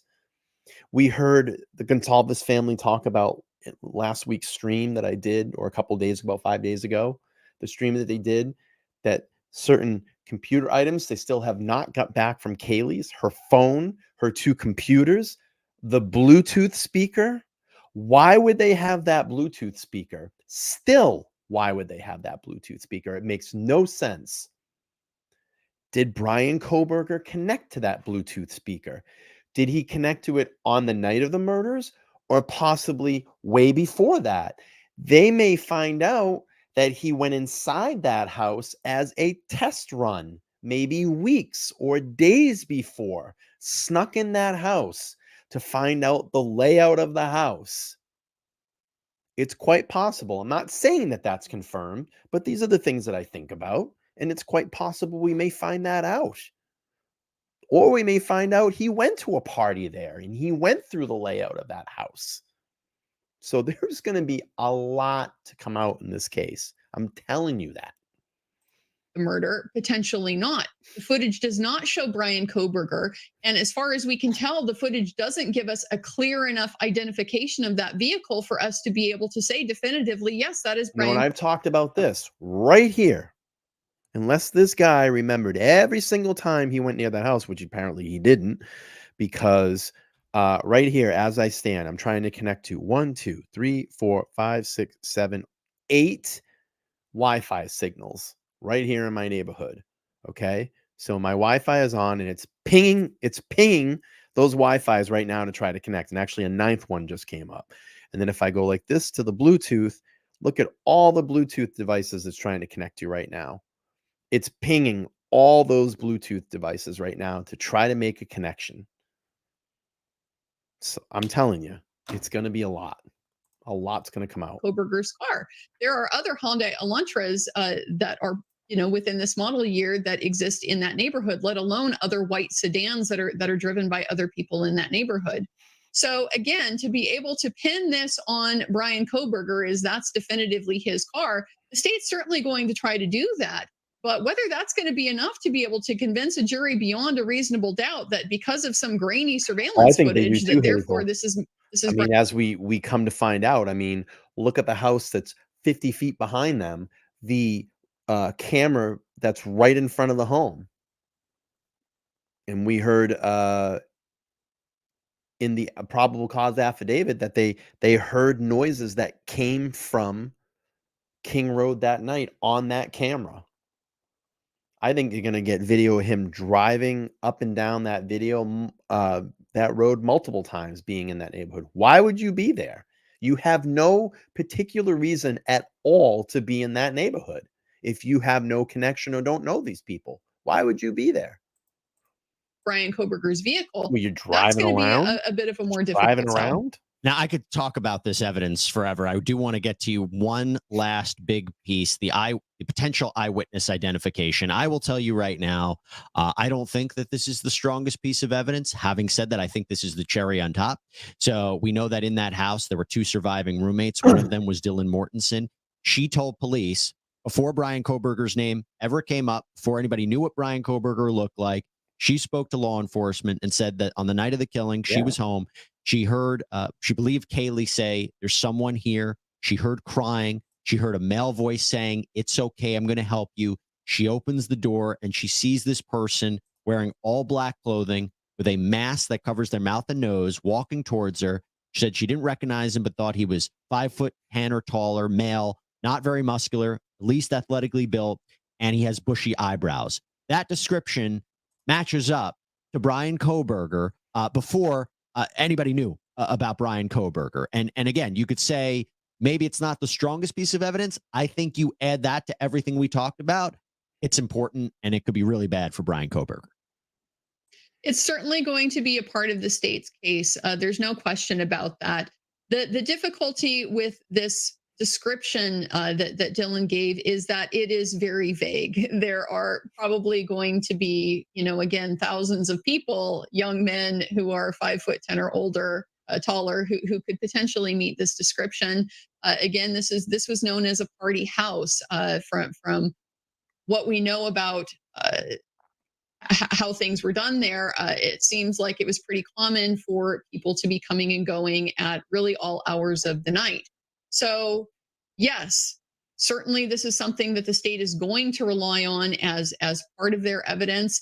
But I tend to agree with you as to how strong it is. It would be much stronger if Dylan Mortensen, at some later point, has been, for example, shown a photo lineup of people, including Bryan Kohberger, and has identified him as the man she saw in the house.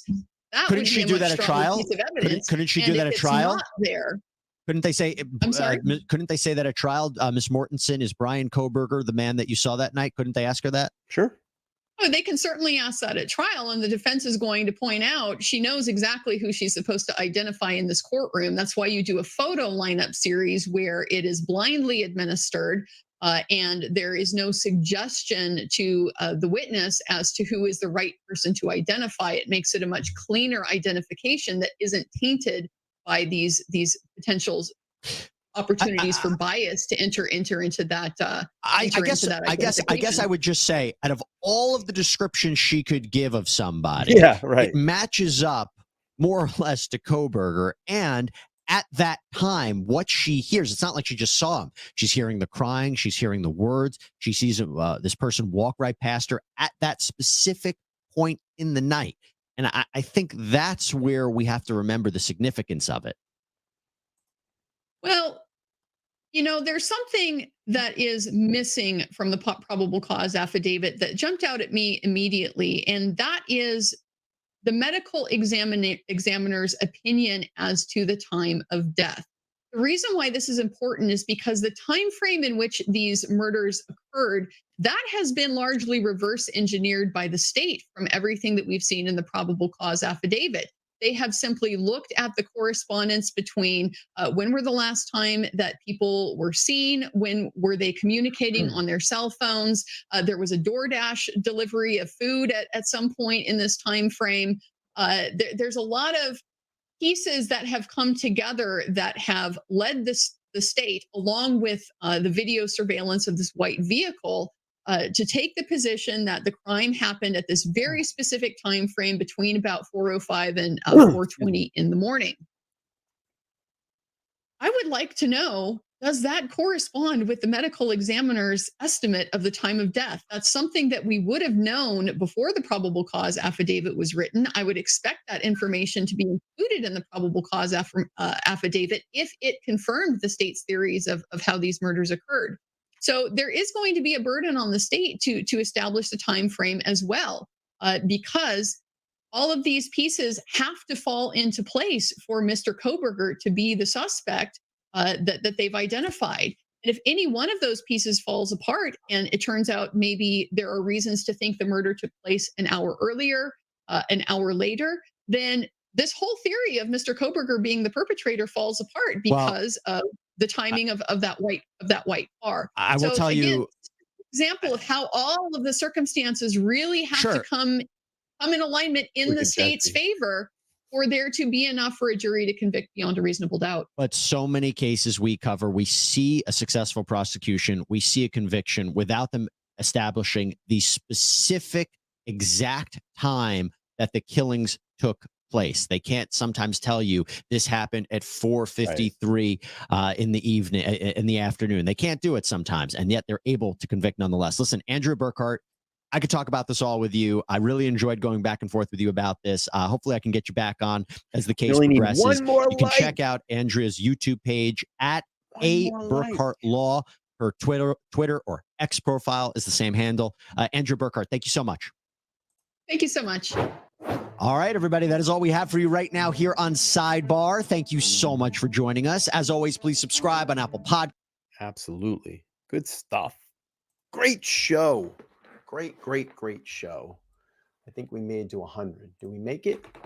I got 103. Perfect. We got there. We reached our goal. So I think that's going to wind down tonight's show. I appreciate you all being here tonight on this Thanksgiving. I hope everybody had an amazing Thanksgiving with friends, family, or whatever you decided to do. I'm going to be off essentially the next 2 days. I will pop up a stream on Sunday. I'm not too sure what I'm going to do, but maybe we get some documents in the next couple of days and we can make that stream happen. But I want to thank every single person for being here this evening again. Thank you, all my members. Thank you for all my subscribers. Thank you. I appreciate it. We are continuing to grow LTL True Crime Podcast. I appreciate it. And again, if you want to donate directly, you can by supporting me by buying a coffee on that link there. I would appreciate it. And again, if anybody's going to go out and do that ridiculous Black Friday shopping tomorrow to get that, I always say the $2 pantyhose and 10-cent lipstick, good luck to you. Good luck to you. I'm going to be out there in the fray for the next 2 days. Actually, I'm going to be in the fray all the way through Monday. My next 2 days off are Tuesday and Wednesday, but I will try to get some content up on Sunday night, probably my regular time. I appreciate it. And everybody have an amazing rest of their night. Thank you for watching. I hope you got, I hope we brought a fresh angle to the Kohberger stuff. I know, people continuously beat this drum. I think there's one creator out there that literally makes like 7 videos a day on Bryan Kohberger. I'm like, what else are you going to drum up now? But anyway, it's neither here or there. Good luck with your channel after the Kohberger case concludes, because you ain't gonna have anything. But thank you all so much for being here tonight. Hope everybody has an amazing day, amazing weekend, and I will see you all soon. All right, everybody, have a good night. Let me hit the outro. Bye-bye.